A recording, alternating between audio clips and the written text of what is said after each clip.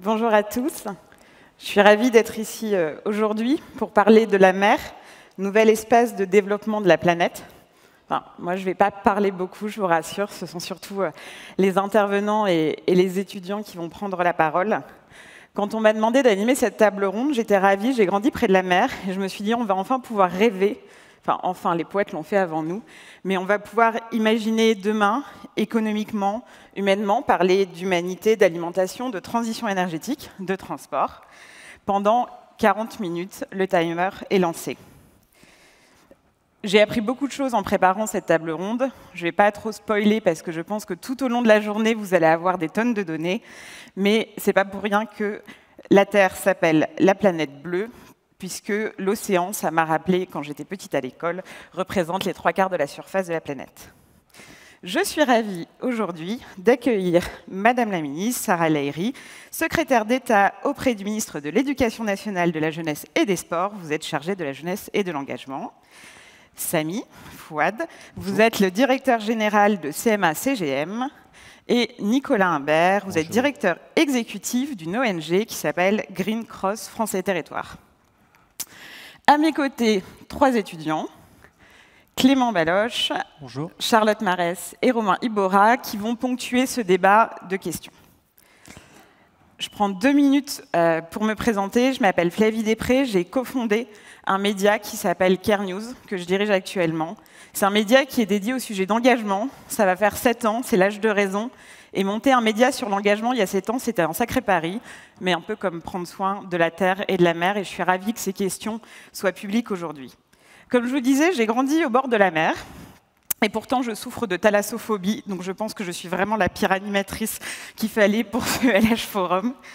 J'ai grandi dans une petite ville qui est célèbre aujourd'hui pour une autre raison que son beau littoral, qui s'appelle le Touquet-Paris-Plage, et je viens d'une famille qui a passé sa vie et qui a dédié sa vie à agir économiquement et citoyennement pour améliorer le littoral et les conditions de ses habitants, de Dunkerque, où ma sœur est née, au Touquet, où j'ai grandi. Donc je ne suis pas normande, je suis alto-française, mais je vous promets, j'aime la Normandie. Bon, sans plus finir, je vous propose d'attaquer cette table ronde par une question inaugurale, histoire de faire un icebreaker, comme on dit dans le jargon. Alors, quelle est, selon vous, très difficile, la plus grande richesse de la mer? Madame la ministre, est-ce que vous voulez bien inaugurer? Inaugurons. Moi, je suis très contente d'être ici, mais pour répondre à votre question de manière cash et directe, je crois que c'est son potentiel. C'est sa capacité à finalement créer une espérance nouvelle qui dépasse ce qu'on peut concevoir comme frontière, comme limite ou comme contrainte. Donc, s'il y avait un seul mot en respectant la règle, c'est fondamentalement son potentiel. Son potentiel, donc tout est possible. Nicolas Imbert, est-ce que c'est son potentiel, selon vous, la plus grande richesse de la mer? Alors, vraisemblablement, ma réponse va inclure la précédente, toute modestie gardée, mais je dirais la vie. Parce qu'on a un dynamisme phénoménal dans la mer, depuis le microscopique jusqu'au macroscopique, une diversité absolue, des formes de vie qui sont représentées, qui sont essentielles. Gilles Boeuf nous a fait rêver à l'instant en nous parlant de cette vie sous-marine. La vie à la surface de la mer est essentielle, et pour en terminer sur cette notion de vie, sans vie des écosystèmes, la vie de l'humain s'arrêterait très rapidement. Donc on est sur une relation qui est forcément une symbiose, peut-être excepté pour vous et la thalassophobie, entre la mer et l'humain. Et Samy Fouad, même punition? Peut-être pour compléter effectivement la biodiversité. Et j'étais la semaine dernière aux Assises de l'économie de la mer. J'entendais notamment Maud Fontenoy qui évoquait toutes ces espèces finalement qui sont inconnues. On a encore beaucoup à explorer dans nos fonds sous-marins, qui pourraient d'ailleurs nous apporter quelques solutions en termes de protection de l'environnement, en termes de médecine, de recherche, etc. Donc sans hésitation, effectivement, la biodiversité. Merci beaucoup. Samy Fouad, vous gardez le micro, j'ai quelques questions à vous poser. Quand on a échangé avant cette table ronde, vous m'avez dit « Je suis le régional de l'étape ». Je me suis dit « Quelle chance, la mer, du vélo, vraiment, je ne suis pas sortie de l'auberge ». Donc, vous êtes d'ici, ça fait plus d'une dizaine d'années que vous travaillez pour CMA-CGM. Et pour qu'on comprenne bien ce que fait votre entreprise et aussi ses enjeux actuels, je propose à Charlotte Marès. Charlotte, je vous laisse ma place pour quelques instants. beaucoup. Donc, Monsieur Fouad, depuis 2017, la CMA-CGM dit s'être particulièrement engagée dans la transition énergétique. Une telle question anime bien sûr, rejoint la question du développement qui anime cette table ronde. Et j'aurais voulu savoir, pour vous, comment la question environnementale va et a déjà peut-être transformé le trafic maritime, sa logistique. Merci Charlotte pour cette question. Alors tout d'abord, sur la remarque sur le fait que je sois régional de l'étape, je suis très heureux d'être parmi vous aujourd'hui. J'ai vécu 37 ans, je suis né au Havre, j'ai vécu 37 ans au Havre. Je suis maintenant à Marseille depuis 2 ans, donc je suis toujours quand même près de la mer. Et pour faire un petit clin d'œil à Édouard Philippe, j'ai moi aussi mes tripes qui ont un goût salé. L'ancrage aussi sur la ville du Havre pour le groupe CMA-CGM est important puisqu'on emploie 500 personnes ici dans la ville du Havre. Charlotte, pour répondre à votre question, le groupe CMA-CGM, qui est aujourd'hui un leader dans le transport maritime et la logistique, a à cœur de développer des échanges économiques qui sont effectivement plus respectueux de l'environnement et des hommes, tout simplement. Vous avez parlé de 2017. 2017, c'était une année charnière pour nous, puisque c'est cette année-là que nous avons décidé de développer la propulsion de nos porte-conteneurs au GNL.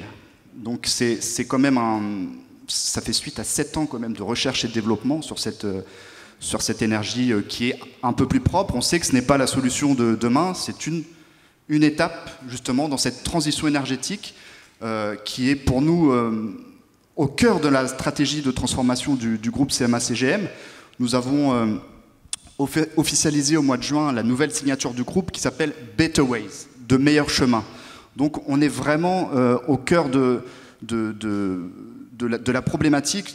Comment faire en sorte que ces échanges économiques qui existent, qui se développent, se fassent de manière plus respectueuse de l'environnement. Sur la filière GNL, peut-être très rapidement, pour les Havrais qui sont parmi nous ici, on a toutes les semaines au Havre nos plus grands porte-conteneurs qui sont de 23 000 EVP, équivalent 20 pieds, qui sont propulsés au GNL. Je vous arrête. Est-ce que vous pouvez expliquer les acronymes ? EVP, équivalent 20 pieds, c'est l'unité de base d'un conteneur. Un 20 pieds, donc c'est l'unité de base, on a les 20 pieds et 40 pieds, donc le EVP, c'est l'équivalent 20 pieds. Donc vous avez l'occasion de voir toutes les semaines dans le port du Havre donc ces navires qui sont reconnaissables puisque l'avant de la coque est vert, justement pour faire référence à cette propulsion au gaz naturel liquéfié, donc qui escale au Havre. Ce samedi, nous aurons le CMA-CGM Rivoli qui viendra, qui déchargera 4500 équivalents 20 pieds. Je pense qu'on n'a pas trop d'enfants dans la salle, donc il y aura notamment quelques cadeaux de Noël qui seront distribués à l'occasion des fêtes de fin d'année. Donc on est vraiment dans cette recherche perpétuelle. Donc je parle de la solution à l'instant T, mais on est déjà sur les solutions de demain. CMA-CGM seul n'apportera pas la solution. On travaille bien évidemment en réseau avec tout l'écosystème, nos partenaires, les ports, les collectivités, les ministères, justement pour apporter demain des solutions qui seront encore plus respectueuses de l'environnement. Je pense notamment à tous les biocarburants, le biofuel, le e-méthane qui aujourd'hui n'existe pas en ressources suffisantes, mais les navires dont je vous parle sont en capacité d'être propulsés au e-méthane quand cette ressource sera présente de manière suffisante. Merci beaucoup. Merci. Et de manière succincte, parce qu'il faudrait toute la journée pour y répondre, est-ce que vous pouvez nous donner 2-3 directions de ce qui reste à faire pour verdir les ports et exploiter en responsabilité et avec donc respect le potentiel de la mer? Donc tout d'abord, la filière GNL. Donc à l'instant T, on a beaucoup à faire encore. On a annoncé la semaine dernière lors des assises de l'économie de la mer un partenariat avec Brittany Ferries, donc une alliance franco-française justement dans le développement de cette filière, la formation des marins. Nous avons aujourd'hui 580 marins, il y en a sûrement parmi nous dans la salle ou des élèves officiers. Nous avons 580 marins français à bord de nos navires, nous avons 120 élèves en stage à bord de nos navires. Donc qu'est-ce qui reste à faire très concrètement aujourd'hui? c'est ce que je disais, c'est constituer des réseaux. Donc nous avons notamment, à la demande de Rodolphe Sadé, notre président directeur général, lancé une coalition pour l'énergie de demain, donc qui a été annoncée en 2019, toujours lors des assises de l'économie de la mer, en présence du président de la République Emmanuel Macron. Et cette coalition pour la transition énergétique, elle se fait autour de 17 grands groupes français, donc je vais en citer quelques-uns, Total Energy, Engie, Air Liquide, Carrefour, et on est déjà sur des projets très concrets et très structurants de développement de ces énergies de demain. Je vais vous donner quelques exemples. L'hydrogène, on a parlé tout à l'heure d'hydrogène, M. Attali a parlé d'hydrogène. On est déjà sur des ateliers très concrets avec Air Liquide pour développer demain des camions qui vont fonctionner en France à l'hydrogène. Je parlais de biocarburants, de biofuel tout à l'heure. Nous avons été la première compagnie maritime à tester le soûtage d'un navire au biofuel, donc avec notamment 20% d'huile recyclée. Toutes les énergies qui demain seront disponibles en quantité suffisante. On est aussi à Fos partenaire d'un projet pour développer le biométhane. Donc c'est une méthanisation des déchets qui va permettre du coup de souter aussi nos navires LNG qui escalent également à Fos lorsque ce sera possible. Très bien.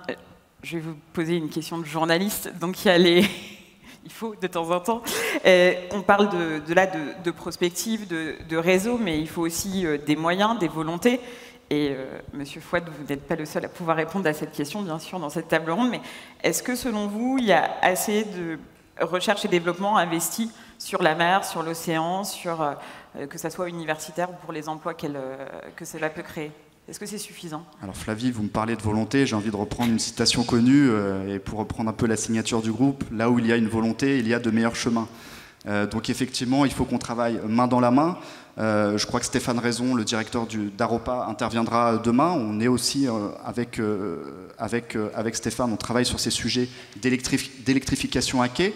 Parce qu'on parle beaucoup de transport maritime, mais c'est toute la chaîne logistique finalement qui a un impact sur l'environnement. Donc on propose également des solutions décarbonées, la massification, le transport par rail, le transport par barge, notamment en France. Pour vous donner un chiffre, on a entre 2020 et 2021 fait 4 points de plus en transport massifié. Il reste encore du chemin puisque le transport route en France reste majoritaire, mais on avance, on fait notre part petit à petit. Donc en termes d'investissement, que ce soit privé ou le public, il y a des annonces qui ont été faites, notamment lors du CIMER. Quand Jean Castex est venu en janvier, nous avons eu le plaisir d'ailleurs de l'accueillir à bord du CMA-CGM Jacques Saadé, navire amiral du groupe. Donc il y a, je pense, au niveau politique, une volonté des investissements qui vont être faits, notamment sur la partie ferroviaire. Mais il reste effectivement beaucoup à faire.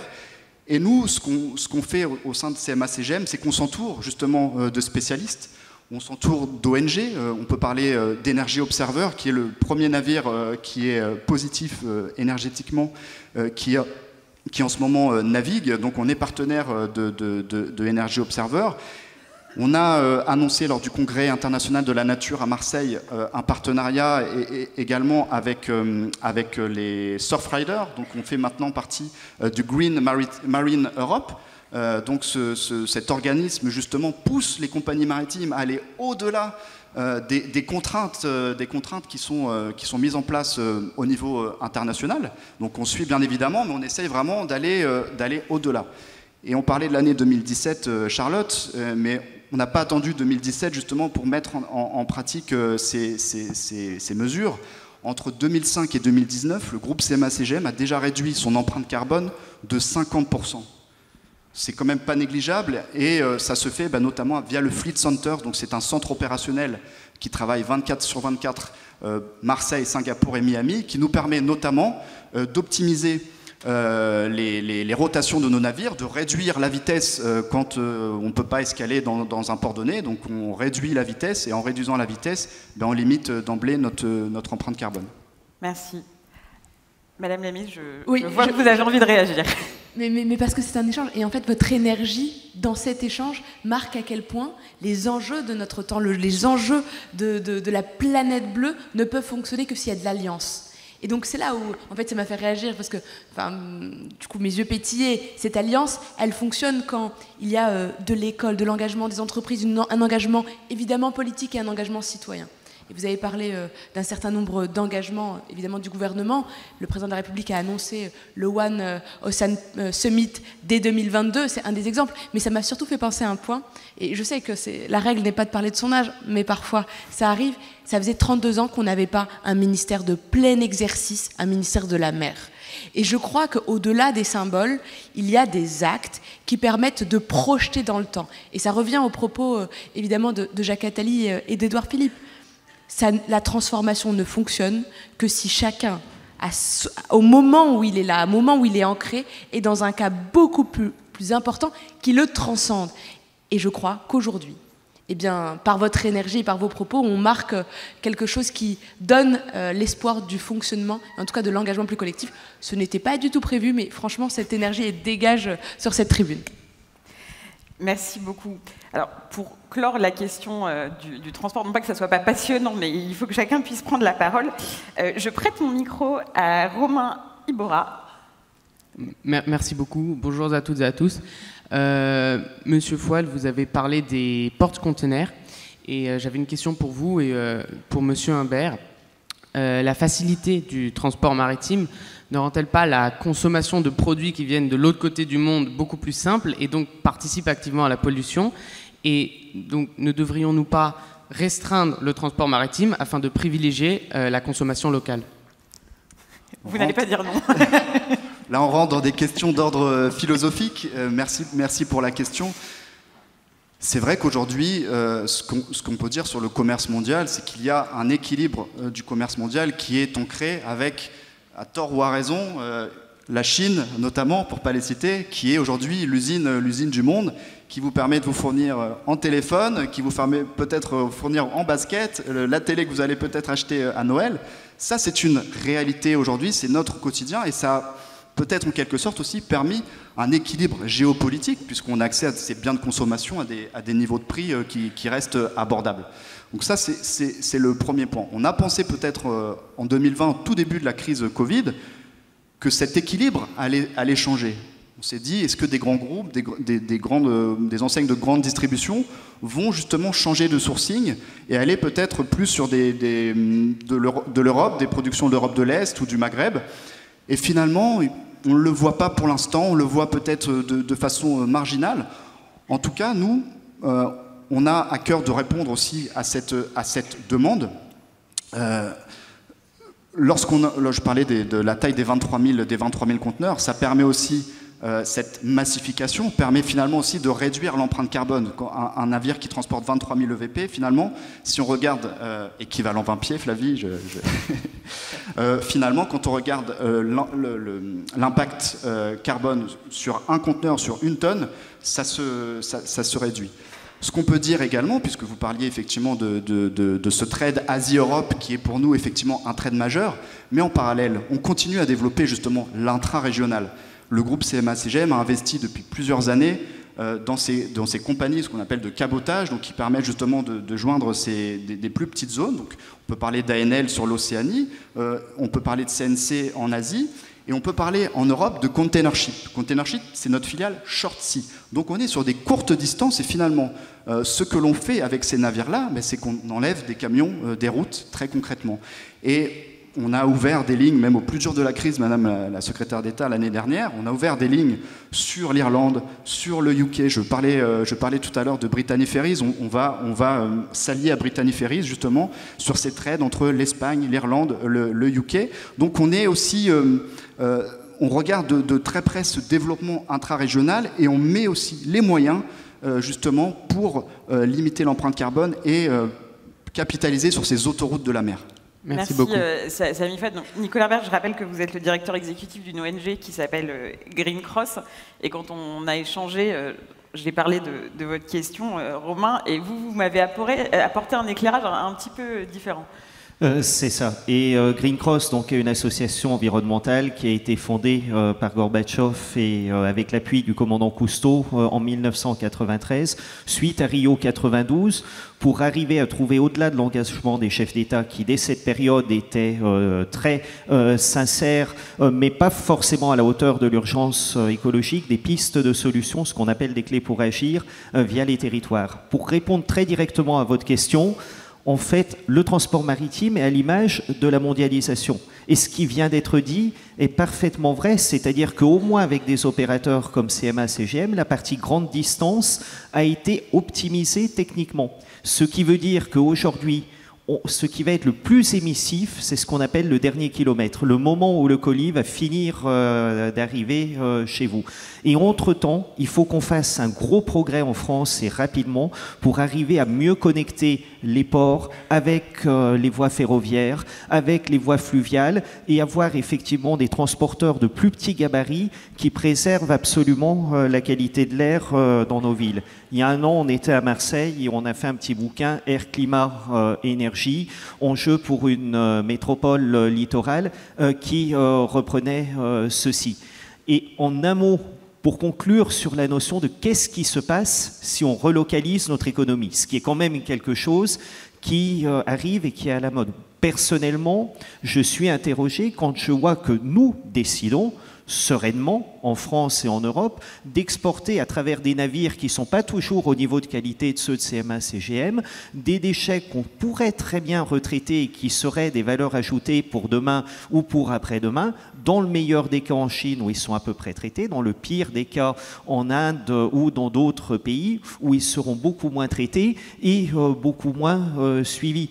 Et ensuite, sur l'évolution des habitudes de consommation, si vous choisissez d'acheter des jouets en bois du Jura plutôt que des jouets qui viennent de Chine, je ne suis pas inquiet du tout pour CMA, CGM et pour les compagnies qui ont des flottes de qualité qui vont accroître leur part de marché, mais ça permettra peut-être un jour de faire une sortie de flotte sur les navires les plus anciens, les plus polluants, avec des armements qu'on ne connaît pas forcément et des conditions sociales un petit peu différentes. Merci beaucoup. Merci beaucoup, Nicolas Imbert, pour cette réponse complète. Alors, puisqu'on parle de développement et de potentiel, vous êtes un homme de solutions. Vous êtes optimiste, vous trouvez qu'il y a des choses à faire. Est-ce que, assez rapidement, je joue l'horrible rôle du maître du temps, vous pouvez nous énoncer quelques conditions que vous voyez avec Green Cross pour une relation apaisée entre la mer, l'humanité et toutes les différentes composantes ? Tout à fait. Et je vais commencer par être un petit peu désagréable, mais c'est quelque chose qui va nous orienter vers l'action. Aujourd'hui, quand on regarde la mer, quand on regarde l'océan, notre vie en dépend et notre quotidien en dépend. Il y a une volonté politique, il y a une prise de conscience qui commence à émerger, mais qui n'est pas encore et malheureusement à la hauteur des enjeux et à la hauteur de l'urgence climatique et environnementale. Donc c'est pour ça qu'une des solutions peut être d'attendre l'alpha et l'oméga des négociations internationales. On sait à quel point c'est lent. Une deuxième solution, c'est d'aller chercher autour de soi, notamment au niveau territorial qui est absolument essentiel, les clés pour agir. Donc les pistes de solutions très concrètes, des projets qui vont créer de l'enthousiasme, cette belle énergie dont vous parliez, Madame la Ministre, qui permettent de vraiment changer de braquet et de se faire face à l'urgence climatique, à l'urgence écologique, à l'urgence biodiversité, qui est une partie de l'urgence écologique qui a été signalée, mais de manière extrêmement opérationnelle.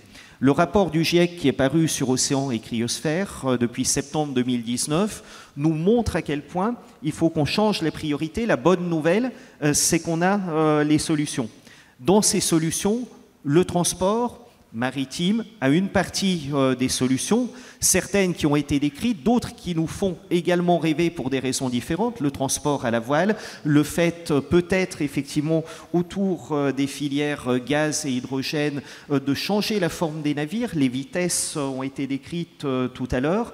Il y a énormément de choses à faire également sur les villes littorales. Je pense, et on y travaille, que la physionomie de Marseille, la physionomie de Dunkerque, la physionomie de La Rochelle, la physionomie forcément du Havre, va profondément évoluer dans les prochaines années. On a vu des villes d'Océanie complètement changer aussi de gabarit et de mode de fonctionnement, c'est-à-dire sortir du schéma de pensée du 19e et du 20e siècle pour s'ouvrir à une mer du 21e siècle. Et dans cette mer-là, on se rend compte qu'il y a de nouvelles responsabilités qui émergent. Le tourisme n'est plus un tourisme de masse, surtout en période post-Covid, mais devient un tourisme de la rencontre, où on va prendre des temps plus longs, où on va se mettre peut-être à plus utiliser les infrastructures existantes au lieu de construire des infrastructures nouvelles sur ces évolutions. Et je voudrais aussi pousser un cri d'alarme, je sais que d'autres représentants associatifs le feront, sur la question de la pêche. En ce qui concerne la pêche, on a besoin d'un choc de responsabilité énorme. 40% de la pêche qui est une pêche prédatrice au niveau mondial, souvent avec des subventions, ça ne peut plus durer et ça joue contre les intérêts des opérateurs de la pêche durable, que ce soit des petits pêcheurs de proximité qui font un superbe travail, que ce soit également ceux qui distribuent des poissons labellisés, issus d'une pêche et d'une aquaculture durable. En ce qui concerne Green Cross, le choix qu'on a fait, c'est à la fois de travailler sur de petits territoires inspirants. Je pense par exemple à l'île de Porquerolles, qui est donc en plein parc naturel avec des enjeux touristiques relativement important. Je pense aussi à la communauté urbaine de Dunkerque où on était présent par un forum sur l'eau il y a quelques jours. Et je pense aussi à la Nouvelle-Calédonie, en particulier à la province des îles Loyauté. Donc on est très loin. On est à Amaré, on est à Lifou, on est à Tiga, on est à Ouvéa, où cette province a reconnu une personnalité morale à la nature et a décidé de se prendre en main et d'avoir un vrai plan de développement et de résilience territoriale qui soit à la hauteur des enjeux et pensé localement. Et face à la montée du niveau de la mer, Ouvéa est l'île la plus proche du paradis, mais aussi vraisemblablement la première île qui risque d'être submergée par les effets du dérèglement climatique dans l'espace français. Eux ont une piste et un panel de solutions tout à fait inspirants qui est en train de se mettre en place. Pensez à l'échelle d'une collectivité de 30 000 habitants, un petit peu loin de tout, et qui prend son destin en main. Et ça fait partie des sujets sur lesquels on trouve beaucoup d'enthousiasme à les accompagner. Donc, vous avez abordé les sujets qui fâchent, pas tous, mais on a à peu près tous 2 jours pour se fâcher, mais aussi beaucoup de solutions. Comment est-ce qu'on fait? On va donner le micro à Clément Baloche pour sensibiliser justement tout le monde des populations aux acteurs économiques. Bonjour à toutes, bonjour à tous, bonjour à nos intervenants, merci d'être présents. Effectivement, je rejoins votre position, Monsieur Imbert. Je me demande effectivement comment sensibiliser les populations et les acteurs économiques à voir la mer comme un moyen de production, mais dont la pérennité est aujourd'hui grandement mise en danger. Le temps de la sensibilisation est, pour moi, un temps qui est aujourd'hui passé. C'est-à-dire que chacun a dans son vécu une expérience personnelle très très forte qui le relie aux effets du dérèglement climatique. Ça peut être des tempêtes de plus en plus fréquentes, ça peut être des périodes de sécheresse qui se succèdent à des inondations, ça peut être le fait, pour ceux qui sont ruraux, que le cycle des produits agricoles, le cycle de la pollinisation a bougé. Et pour les urbains, très souvent, des problèmes de qualité de l'air qui fait qu'on a tous un enfant, un cousin, etc., qui est asthmatique, qui a des problèmes respiratoires, ou une amie qui a des difficultés avec le quotidien urbain. Donc, en fait, sur cette logique de sensibilisation, on sait quel est le problème. Les scientifiques, depuis 50 ans, nous donnent quelles sont les pistes de solution. Par contre, ce qui est compliqué, c'est le passage à l'acte. Et des gens comme Greta Thunberg ont été extrêmement utiles, et Youth for Future a été extrêmement utile sur le fait de nous mettre face à nos responsabilités, de nous inciter à une vitesse rapide et à changer nos priorités. Maintenant, dans la logique de la sensibilisation, on a peut-être 20% de convaincus qui sont 90% des personnes dans cette salle, mais il y a des gens qui sont restés dehors aujourd'hui et qui vont être essentiels pour des projets de résilience pour arriver à assurer demain. Le discours de sensibilisation, à notre sens, ne les intéresse pas, ils n'y sont pas sensibles. C'était l'une des personnes avec laquelle on travaille, Arnold Schwarzenegger, dans son discours d'ancien gouverneur de Californie et maintenant engagé pour le développement écologique des régions, qui nous disait, mais surtout, adressez-vous et proposez des projets aux 80% qui ne sont pas concernés par la thématique de l'environnement. Et c'est là où on va arriver à la fois à voir des résultats parce qu'on changera complètement la vitesse d'action et l'impact, et à sortir de l'idée d'une écologie vécue parfois comme positive, d'une écologie vécue comme punitive, et à être sur des projets de transformation, de métamorphose de la société vers une économie positive. Merci beaucoup Nicolas Imbert, puisqu'on parle de positive et de potentiel de développement. L'important, et la preuve en est, ils sont avec nous aujourd'hui, parce que moi je suis passée depuis quelques temps de l'autre côté de la jeunesse. Quelles sont, Madame la Ministre, selon vous, les actions à mener pour initier la prise de conscience, qui me semble quand même être déjà bien ancrée, et tendre le flambeau pour motiver justement ces nouvelles générations? Très sincèrement, la jeunesse, c'est vraiment un état d'esprit, Flavie, donc, et jeunes qui le souhaitent dans cette salle et dans cet auditorium. Il y a une seule règle pour se considérer, je crois, encore du camp des jeunes, c'est cette envie d'agir. Et je crois qu'en réalité, ça vient répondre à votre question. On a une génération qui est native, qui a conscience des conséquences du dérèglement climatique, qui a conscience de l'importance de la transition environnementale, qui n'a plus besoin, et je partage pour le coup votre analyse, qui n'a plus besoin de cette sensibilisation. Ils sont parfois même plus experts que nous. Et encore, je suis dans le camp des jeunes encore. Mais c'est dire que le temps est à l'action. Et à la grande différence, c'est que c'est une action du quotidien, c'est une action immédiate, c'est une action qui permet à chacun d'agir, soit dans son écosystème, soit dans sa vie, soit pour sa communauté, qu'elle soit territoriale ou de pensée.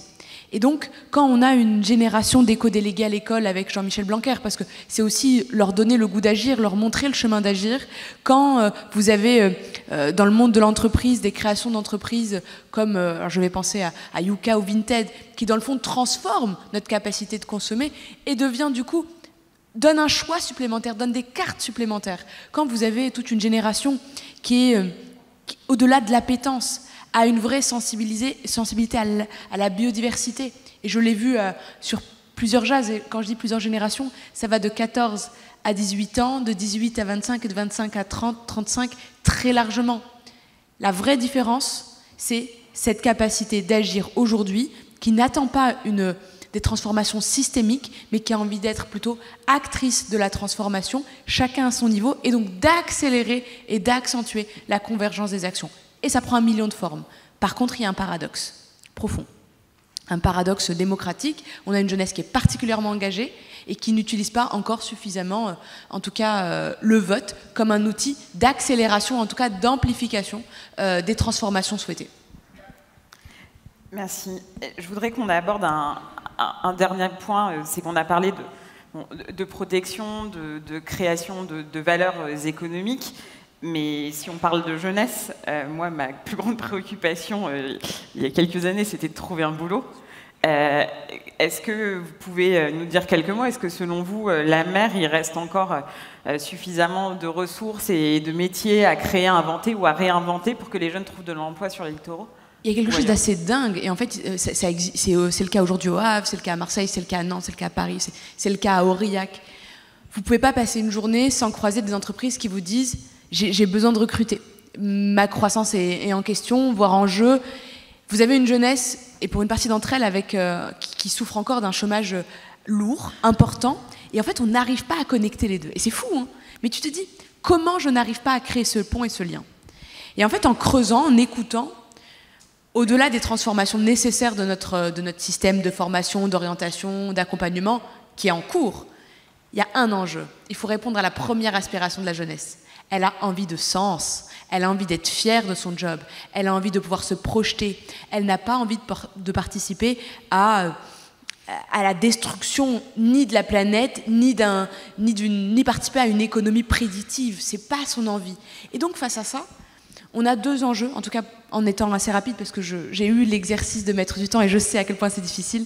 Donc en toute solidarité, En étant extrêmement rapide, il y a 2 enjeux. Le premier, c'est redécouvrir des métiers qui sont extrêmement peu connus et de se rendre compte que oui, quand on répond à la réindustrialisation, quand on parle de logistique, quand on parle d'industrie, ce sont des métiers, ce sont des entreprises où il peut y avoir de la recherche et développement, où on peut avoir un impact, et un impact positif. Ça, c'est une vraie transformation de regard. Et ça ne fonctionne que si effectivement les entreprises s'engagent, c'est le cas d'une majorité d'entre elles, qu'elles le montrent, et de l'autre côté, que les jeunes puissent le découvrir, et du coup, changent le regard sur ces emplois, sur ces entreprises. Ça, c'est le premier point. Et le deuxième, et on n'y dérogera jamais, c'est un partage juste de la richesse. Ça fait également partie de cette capacité à conjuguer le sens, au sens mon impact, dans mon job, dans mon action, mais également la gouvernance qui est celle de cette entreprise. Comment je fais que la première chose qui me fait lever le matin, c'est dans les engagements, c'est la planète, mais c'est aussi la lutte contre les inégalités. C'est finalement ma capacité à pleinement utiliser mon pouvoir d'agir. Ce ne sont pas des mots, c'est vraiment, vous parliez d'eau iodée dans les tripes, c'est vraiment quelque chose de très ancré aujourd'hui dans les tripes de notre jeunesse, parce que c'est une jeunesse qui, au-delà d'être résiliente, est particulièrement engagée. Merci. Puisqu'il nous reste 1 minute, je vois que Nicolas Imbert, vous avez envie de réagir. Tout à fait. Sur un sujet, c'est que trop souvent, on oppose le développement écologiquement responsable et l'économie et l'emploi. Et c'est exactement l'inverse. Alors, on a un petit souci et on a un boulet à la patte en France, c'est que c'est le cas partout en Europe, mais en particulier en France. On était parti dans les années 2000, au siècle et au millénaire dernier, et encore plus dans les années 90, sur la France, du Concorde, du Minitel et des centrales nucléaires, et un modèle qui n'était pas forcément de performance industrielle, mais très industrieux. On a une chance exceptionnelle quand on passe dans l'économie de la résilience, et notamment sur la question de l'océan et du littoral, c'est que tout ce qu'on fait dans l'excellence écologique va nous créer de nouveaux emplois non délocalisables qui nous remettent à l'avant-garde de la course internationale. Hawaï l'a montré, et quand le président Obama profite du congrès de l'UICN pour créer une réserve marine intégrale à Hawaï, il sait que derrière, il va pouvoir créer des dizaines de milliers d'emplois, que le rayonnement en fait d'Hawaï, plus largement du Pacifique et des États-Unis, va être très positivement impacté, et qu'il y a une filière de la connaissance qui se met en place, mais aussi une filière de la proximité qui va créer des emplois peu qualifiés, et tout un levier d'instruction et d'entrepreneuriat qui va marcher. Le défi qui peut être relevé en France aujourd'hui, par exemple, autour de la petite pêche, du changement de notre économie touristique, mais aussi d'une économie de l'innovation, parce qu'on l'oublie, mais dans tous les cosmétiques que vous avez pu prendre ou que j'ai pris ce matin, on a autant de produits qui viennent de la mer que de produits qui viennent de la terre, va être de gagner ces gisements d'emploi maintenant et d'en profiter aussi pour que chacun à son niveau puisse voir ce qu'il fait. Il n'y a pas très longtemps, j'étais avec des armements à la pêche et on se rend compte que les capitaines sont absolument ravis de regarder où sont les orques, où sont les dauphins, où sont les tortues, et on oublie que dès qu'on passe l'île de Ré, on en retrouve, et de rendre finalement des services écosystémiques dans un métier que certains avaient considéré comme peu sensible à cette transition. Et ça, c'est du quotidien en action. Merci beaucoup, Nicolas Imbert. Bon, on va laisser la question finale à la jeunesse engagée, puisqu'elle peut s'engager via un métier qui a du sens, mais aussi de manière civique et citoyenne. Charlotte Marès, je vous laisse le plaisir de finir la table ronde. Merci beaucoup. Alors justement, Madame la Ministre, tout à l'heure, vous parliez du fait que les jeunes voulaient s'engager. Et en tant que jeunes, je pense qu'on peut dire que oui, on a envie de s'engager aujourd'hui. Et justement, par rapport à la recherche, le développement, à la redécouverte de métiers peut-être trop peu connus, j'aurais voulu savoir si potentiellement le gouvernement pourrait envisager d'instaurer un service civique concernant la restauration et peut-être la protection même des littoraux. C'est une excellente question. Pourquoi ? Parce que je crois que l'engagement, il n'a pas d'âge. Et en fait, l'engagement, c'est une sorte de chemin. C'est comme la citoyenneté. Ça s'apprend, tu le testes, tu essayes, et finalement, tu prends pleinement... Tu trouves le tien déjà, parce qu'il y a plein d'engagements, mais je crois qu'il n'y a pas de hiérarchie dans les formes que ça peut prendre, ni dans les causes qu'on défend. Et puis surtout, il y a un moment où on le vit. Le service civique, c'est une des plus belles aventures qui aujourd'hui existent entre 16 et 25 ans.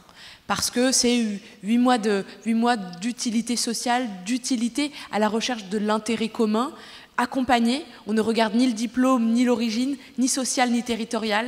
On ne regarde rien à part la volonté de participer. Aujourd'hui existe, on va dire, 2 grandes missions autour de la protection de la planète et une particulièrement sur la protection des littoraux.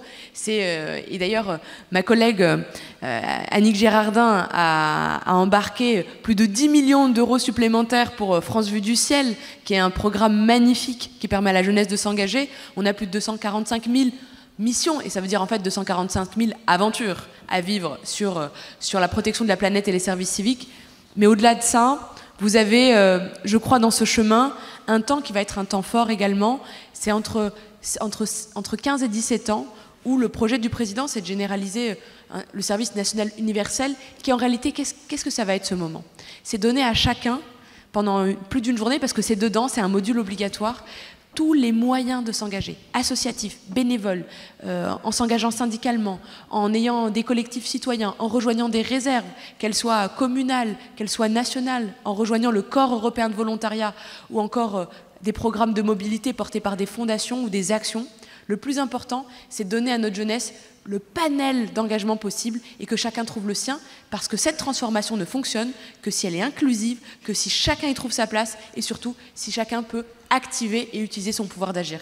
Donc à votre question, la réponse est absolument oui. Et si vous avez des idées pour la challenger, évidemment, elles sont les bienvenues. Merci Madame la Ministre.